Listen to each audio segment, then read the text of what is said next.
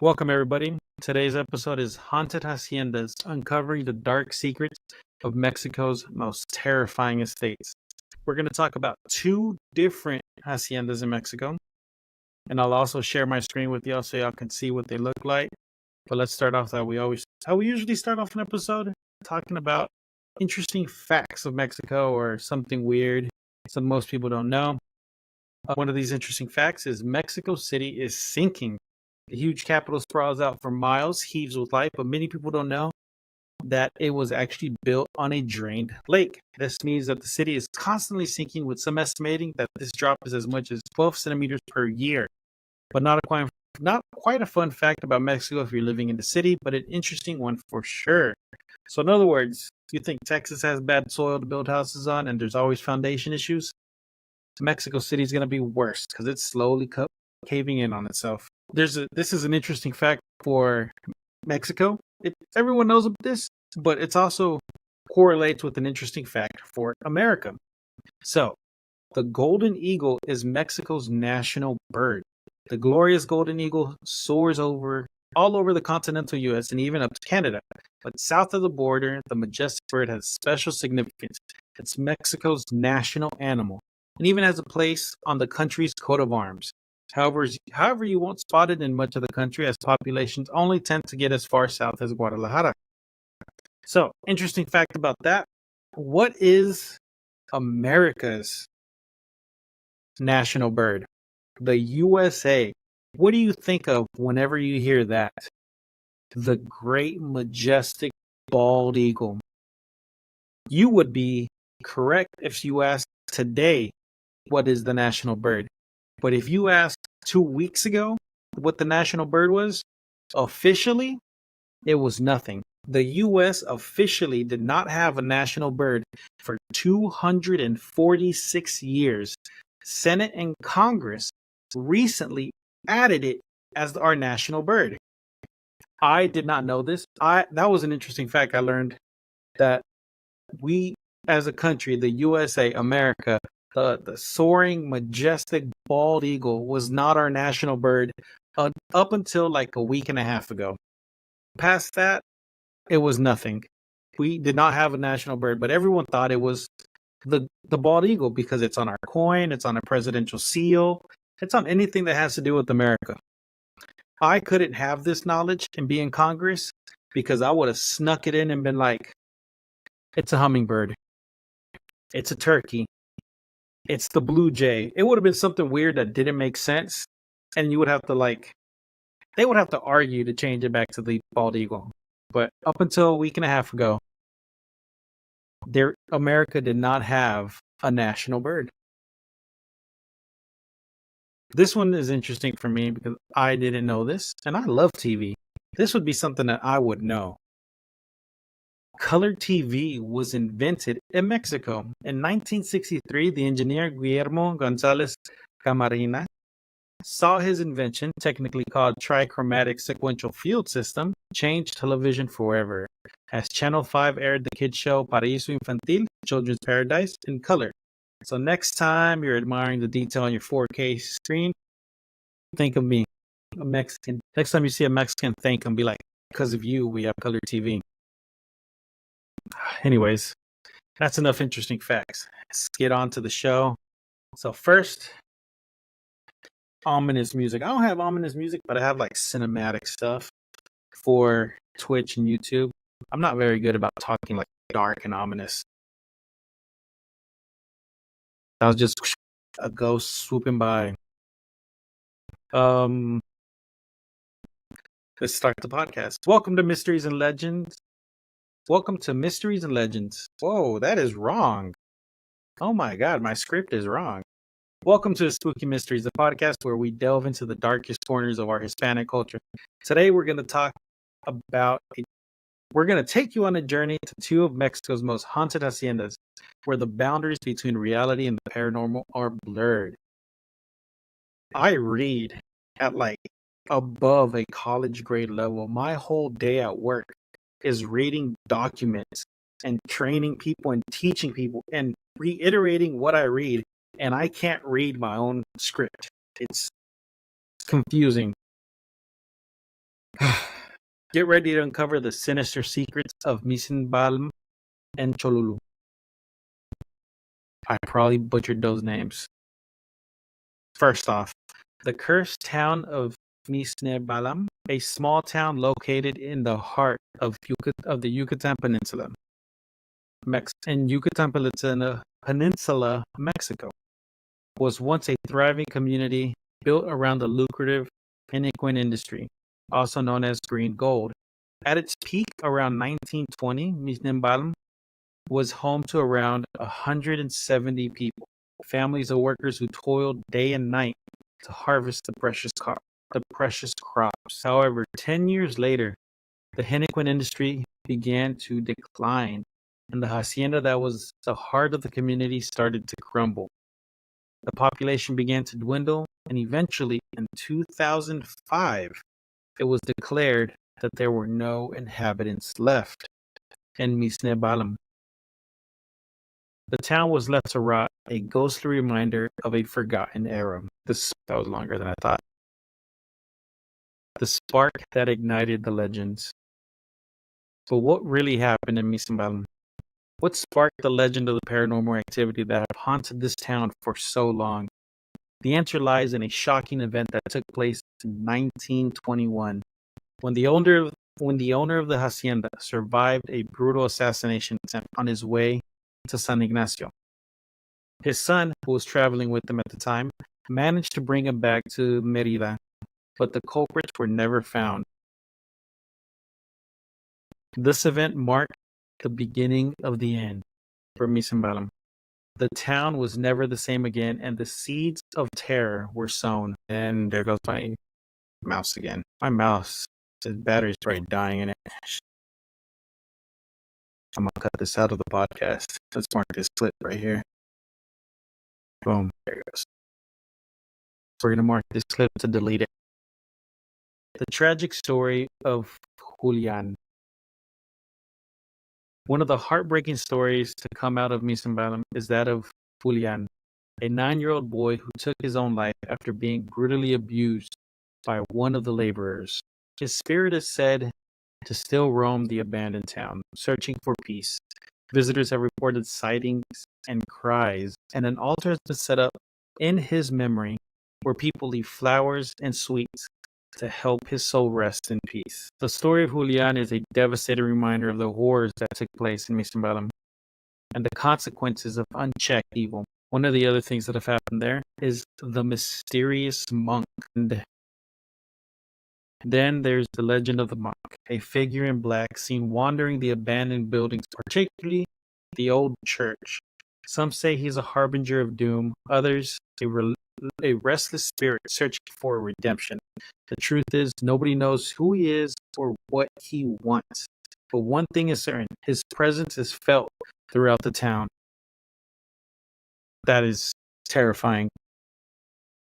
One thing I don't mess with are ghost kids. Ghost kids terrify the hell out of me.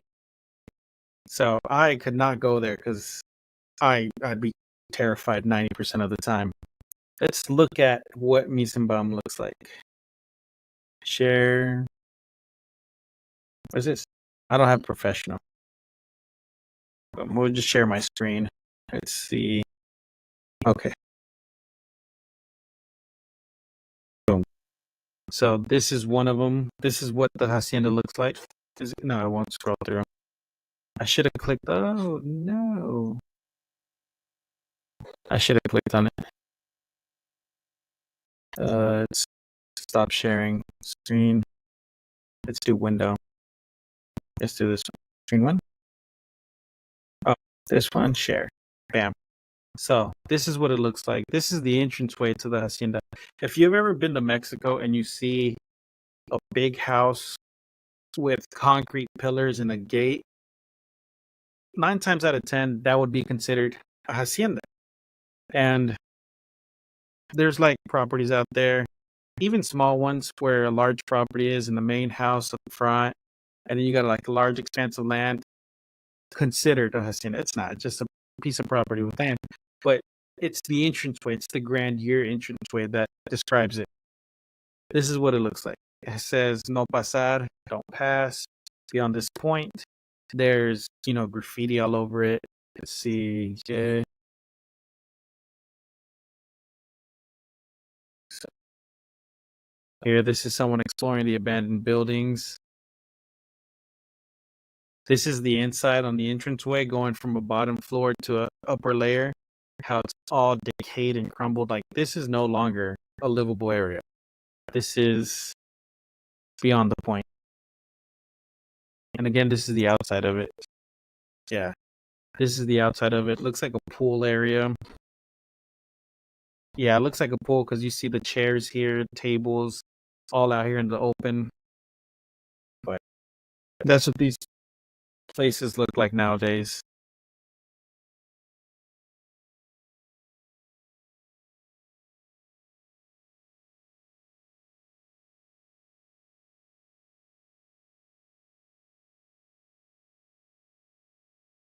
We'll be able to see this all on Spotify when the episode airs.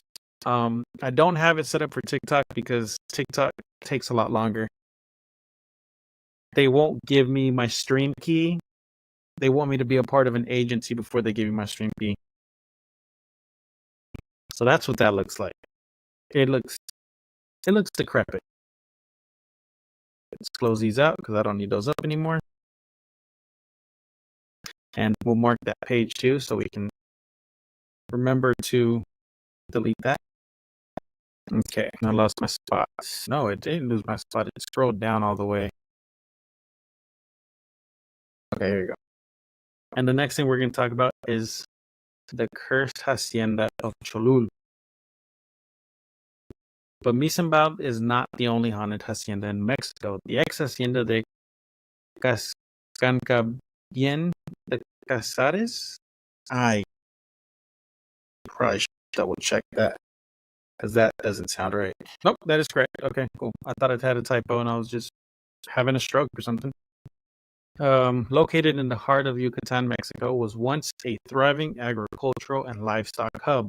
Built after the Spanish conquest, this site was a testament to the region's rich history and cultural heritage. However, as the years went by, the hacienda's fortunes began to decline. The henequen industry, which was the backbone of the local economy, started to falter. Again, this is also an industry. It's the same era. Started to fall. The owners and residents of the hacienda were faced with hardships and struggle, and eventually the site was abandoned. The legends of Cholul.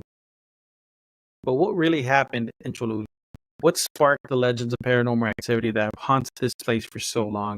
The answer lies in the tragic events that took place within its walls. One of the most chilling stories to come out of Cholul is that of the foreman Jose, who was decapitated by a vengeful fiancé after he abused his bride-to-be. The guilt and shame that followed led to a tragic series of events, including the fiancé's own death and the placing of a curse on the hacienda. So this guy abused his wife, and then someone came and chopped his head off. That's vigilante justice at its finest, but it leads to curses. Like, why? Why would you do this? Now it's cursed. Now no one can enjoy this place. I mean, Canor Hacienda. The Revenge of the Pawns. Another legend tells the story of the owner's mistreatment of his workers, who were paid poorly and treated like slaves. The workers, fueled by anger and resentment, decided to take matters into their own hands and stage a revolt against the owner. The workers, fueled by... Okay, cool. I thought I repeated myself.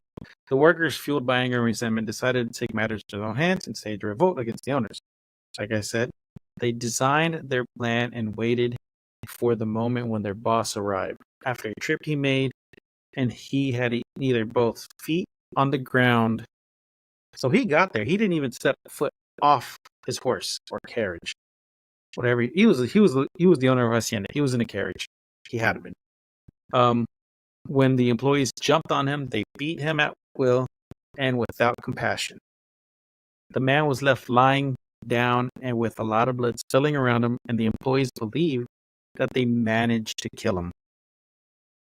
They were already taking away all his belongings when they realized that the alleged dead man had a tail similar to that of kissing a devil. They were shocked. So much to the employees fled the hacienda. So the owner of the hacienda was a demon. That's probably why he was so evil.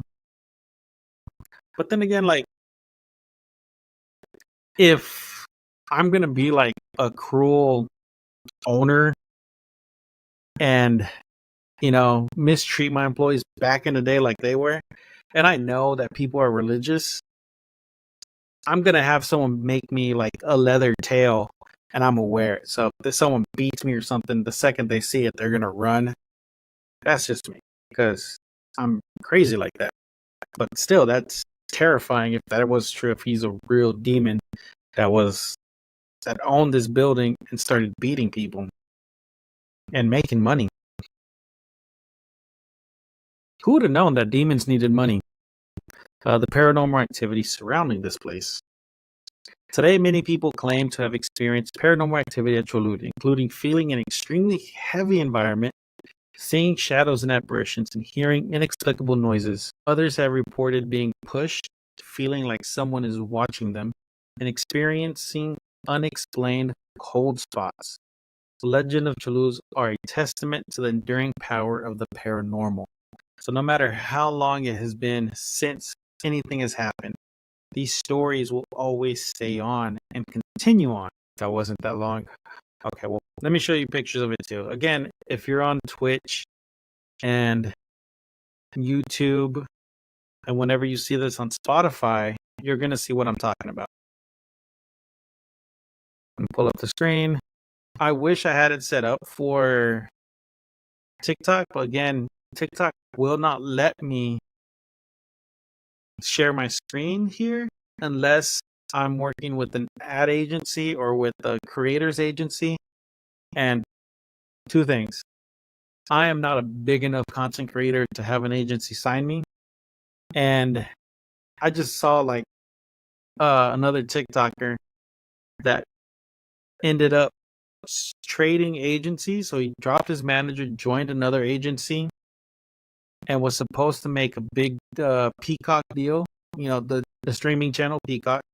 He was supposed to have a deal with them and then go do like a commercial for them or an ad read for them. They ended up stealing his Facebook page, removing him as administrator from all functions of it other than just posting, approving comments, and deleting it.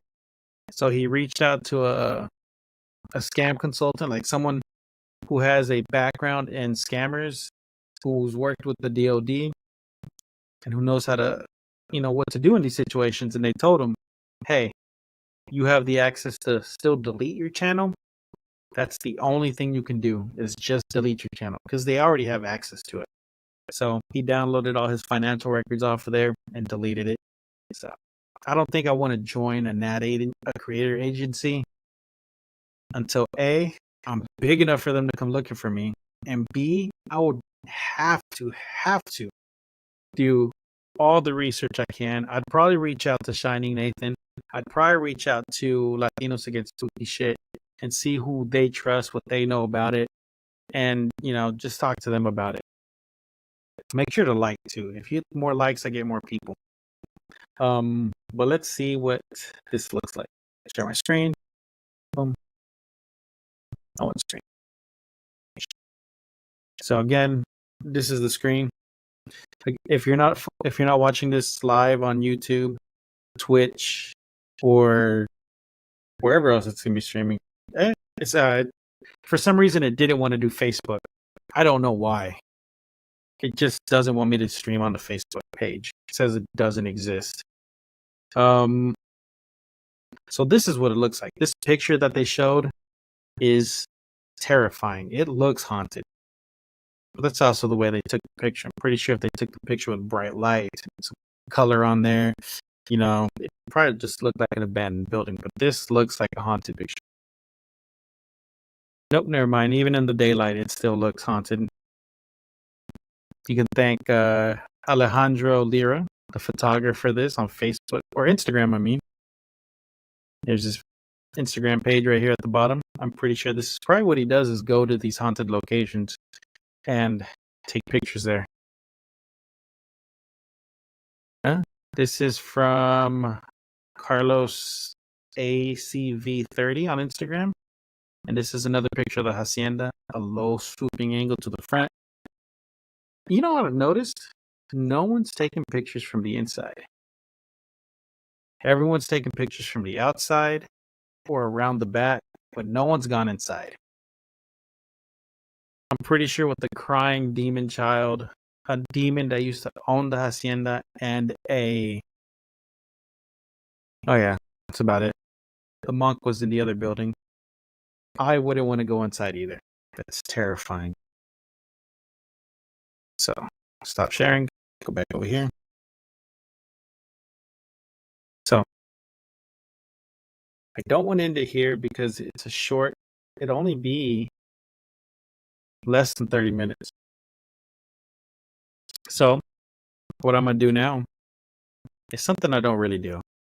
I'm going to look for a third hacienda. While we're doing this, I'm going to look for another hacienda in Mexico that is haunted. And we're going to add it to the story live. Or whenever you read this, see this recording. I forgot how to spell. There's supposed to be one in Oaxaca, but I couldn't find the information for it.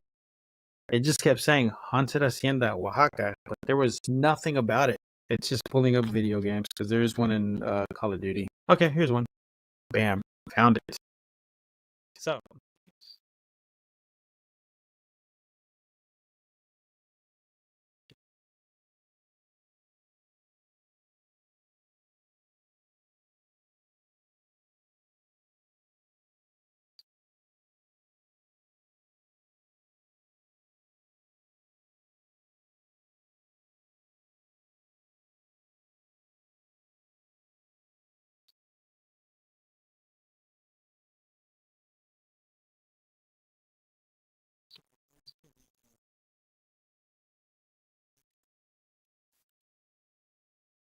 For Twitch is Apple TV Plus.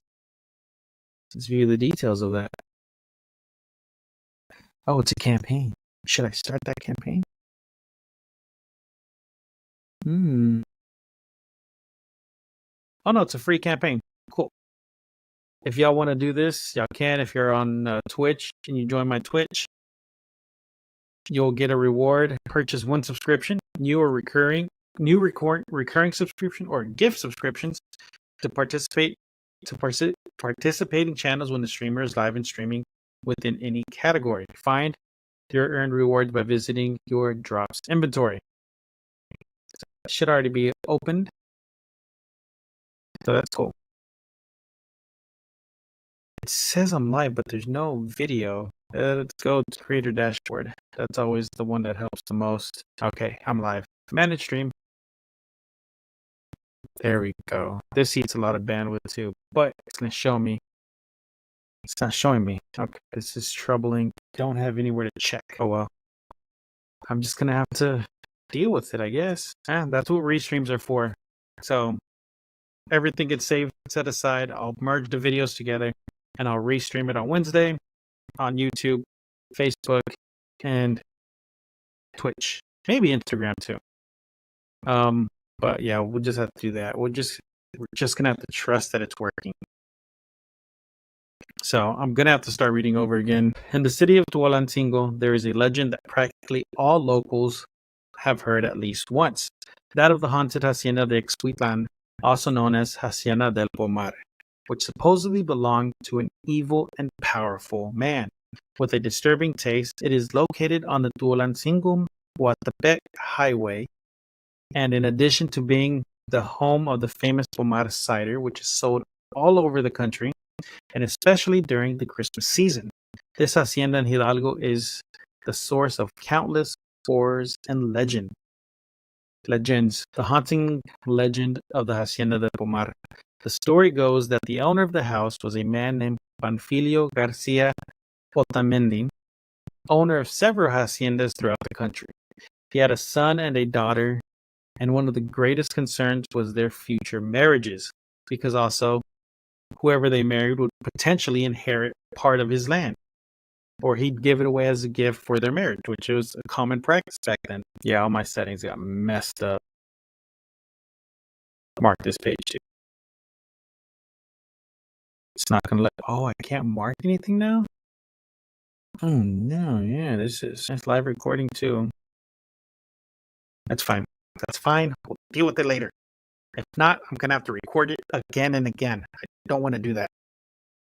Technical difficulties on which his legacy and fortune would fall. Although his daughter had several suitors, he considered none of them worthy of her hand and suspected that these men only wanted the family fortune. My microphone was turned all the way down. Oh, there's so many errors that I'm making right now. I don't like it. I keep messing up. Okay, back to what we're doing. There we go. Thus, when they came to his house in Exquitlan to ask for his daughter's hand, Don Pamphilio would simply get rid of them in a not very pleasant manner. Another troubling fact of this story is that the only man he accepted as his daughter's husband was his son.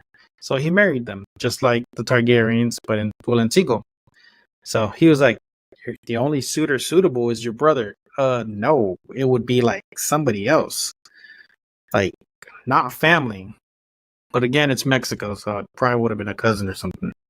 Oh, okay.